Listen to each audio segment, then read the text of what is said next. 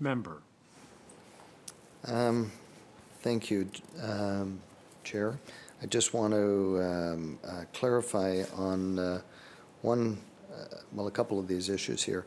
Is the Indigenous Housing Fund available to Métis, the 90,000 Métis that are in the province who have been trying to create at least 7 centres across the province to help provide housing of all different, the full spectrum? They obviously don't have reserve land, so they have to acquire fee simple lands. But I just want to clarify if it's available to them or if there's a program that I might be able to direct them to that would, help them out. Thank you, Mr. Chair. I'm advised that BC Housing has met with Métis Nation BC, and they're looking at opportunities with Métis Nation BC.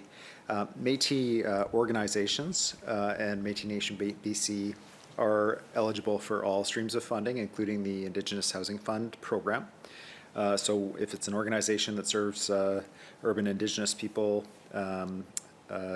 or if it's a formal Métis Nation BC application, or I'm not sure who the member is in contact with, but the point of contact would certainly be BC Housing, and staff are just having a quick look to see what we can share about the Métis Nation BC project that BC Housing is looking at currently. Member. Thank you, Chair.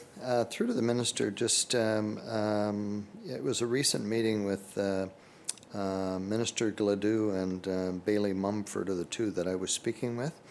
And I guess really it makes a lot of sense considering what developments that I know have occurred and the goal of trying to create an independent and sustainable First Nation communities in the 203 across British Columbia. But more importantly, they ask about whether there is land asset transfers that might be available. And some of these communities are not necessarily where, it's not downtown Vancouver that they're necessarily talking about. They're talking about Fort St. John, Prince George, Campbell River, Surrey, which I guess is downtown, and Cranbrook. Is there any opportunities for them in that regards, or would that be considered?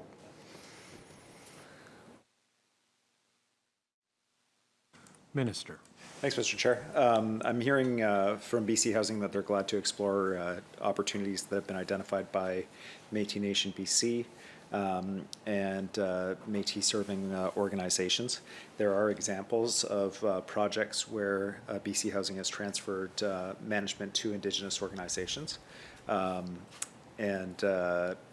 But there's a world of opportunities available to us to work together, and the first step is for them to initiate those conversations with BC Housing, and so there's an open invitation for that.